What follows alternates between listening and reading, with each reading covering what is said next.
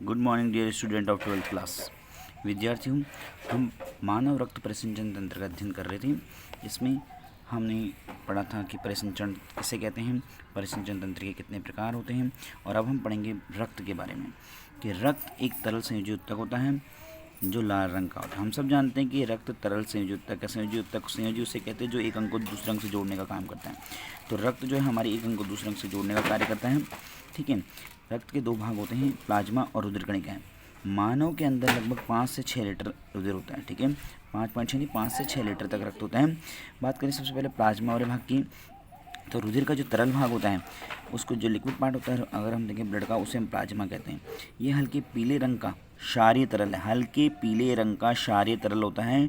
रुधिर के आयतन का ये 55% भाग बनाता है, और इस प्लाज्मा में 90% जल होते हैं और 10% विभिन्न कार्बनिक और अकार्बनिक पदार्थ घुलित रूप में या कोलाइडिक रूप में पाए जाते हैं। बात करें कार्बनिक पदार्थ जो घटक हैं, प्लाज्मा प्रोटीन 7% से 8% तक होती हैं। अकार्बनिक लवण व जल अपघट्य जो है 0.9% तक होते हैं, और सबसे प्रमुख आयन सोडियम आयन होता है इसके अंदर। प्लाज्मा के प्रमुख घटक और उनके कार्यों का विवरण नीचे दिया गया। देखो यहाँ पे प्लाज्मा में कौन कौन से अवयव होते हैं, उनके क्या क्या कार्य हैं। देखो प्लाज्मा में बताया गया है जल जो होता है 90% होता है। जल का प्रमुख कार्य है कि रक्तदाब और आयतन का नियमन बनाए रखना। ठीक है, और परिवहन, रक्त के परिवहन में सहायता करना। कार्बनिक पदार्थों में पाए जाते हैं एल्बुमिन जो कि एक प्रोटीन है। ठीक है, 4.2% है। इसका मुख्य कार्य है प्राशन द्राव उत्पन्न करना। ग्लोबिन, अल्फा, बीटा और गामा ग्लोबिन, तीनों प्रकार की ग्लोबिन जो है 2.5% इनकी मात्रा होती है, और इनका मुख्य कार्य है एंटीबॉडी का निर्माण करना। फाइब्रिनोजन प्रोटीन जो है ये 0.3% पाई जाती है। इसका काम है ब्लड क्लॉटिंग का, रुधिर का स्कंदन, रुधिर का थक्का बनाना। प्रोथ्रोम्बिन ये अल्प मात्रा में पाई जाती हैं और ये भी रुधिर का स्कंदन में सहायता करती हैं। ग्लूकोज अगर हम बात करें ये 0.1% पाया जाता है जो कि पोषक पदार्थ है, और अगर हम कोशिकीय ईंधन के रूप में कार्य आता है। अमीनो अम्ल 0.04% हैं। ठीक है, ये भी पोषक पदार्थ हैं। वसी अम्ल और ग्लिसरॉल 0.5%, ये भी पोषक पदार्थ के रूप में रक्त में उपस्थित होते हैं। इसके अलावा हार्मोन और एंजाइम भी अल्प मात्रा में जो है जैव उत्प्रेरक के रूप में जो है अगर हम देखें रक्त में उपस्थित होते हैं। यूरिया, यूरिक अम्ल ये अपशिष्ट पदार्थ हैं और इनकी मात्रा 0.04% होती है। ठीक है, बात करते हैं अकार्बनिक, ये सारे कार्बनिक पदार्थ हमने पढ़े। अब बात करते हैं अकार्बनिक पदार्थों की, तो अकार्बनिक पदार्थ 0.9% पाए जाते हैं, जिनके अंदर sodium, potassium, calcium, magnesium chloride, carbonate, phosphate, sulphate या आदि आयन जो हैं ये कार्बनिक पदार्थ के रूप में रक्त में उपस्थित होते हैं। इनका मुख्य कार्य है पीएच का नियमन करना और विलेय विभव उत्पन्न करना। ठीक है, तो ये प्लाज्मा में आने वाले प्रमुख अगर हम बात करें अवयव और उनके कार्य, बात करें आगे रुधिर कणिकाओं की। ठीक है, अब देखो हमने बताया था रक्त में दो पार्ट, एक प्लाज्मा और दूसरा रक्त कणिकाएं। तो प्लाज्मा तो अगर हम बात करें तरल भाग हो गया, रुधिर कणिकाएं जो होती हैं ये रक्त के आयतन का 45% भाग बनाती हैं। रुधिर कणिकाओं की प्रतिशतता को हीमेटोक्रीट कहते हैं। ठीक है, हीमेटोक्रीट। रुधिर कणिका 3 प्रकार की होती हैं, आरबीसी, डब्ल्यूबीसी और प्लेटलेट्स। आरबीसी जिसको हम एरिथ्रोसाइट बोलते हैं, डब्ल्यूबीसी जिसे हम ल्यूकोसाइट कहते हैं, और प्लेटलेट्स जिसे थ्रोम्बोसाइट भी कहते हैं। ठीक है, ये प्रोम्बोसाइट नहीं थ्रोम्बोसाइट है। ठीक है, बात करें सबसे पहले आरबीसी या एरिथ्रोसाइट रक्ताणु जिसे हम हिंदी में कहते हैं।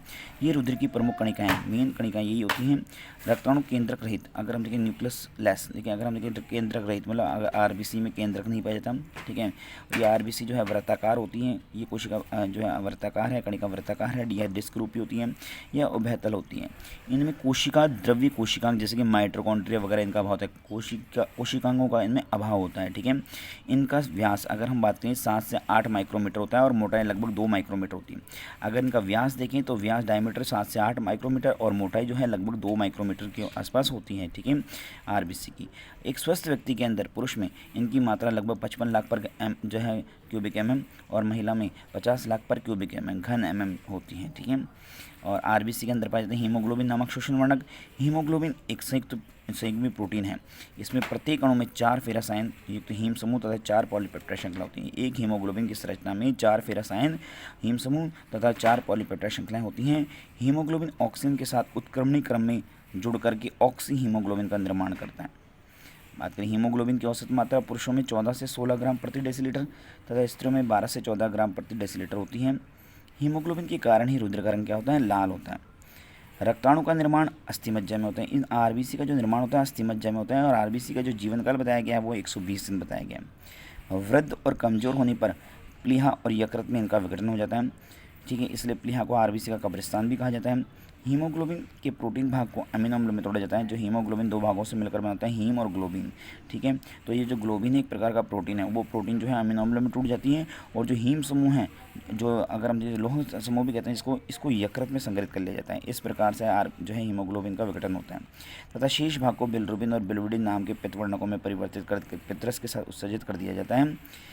एक अणु हीमोग्लोबिन 4 ऑक्सीजन के अणुओं का वहन करता है। एक हीमोग्लोबिन का अणु 4 ऑक्सीजन के अणुओं का परिवहन करता है, और यह ऑक्सीजन के साथ जुड़ करके ऑक्सी हीमोग्लोबिन बनाता है। ये हीमोग्लोबिन ऑक्सीजन के साथ जुड़ करके ऑक्सी हीमोग्लोबिन बनाती है, और संपूर्ण शरीर के अंदर इसका वहन होता है, ठीक है। तो ये अगर हम देखें, हमने आज पढ़ा आरबीसी के बारे में। आज के लिए इतना ही, कल हम इसके आगे पढ़ेंगे डब्ल्यूबीसी के बारे में। Thank you.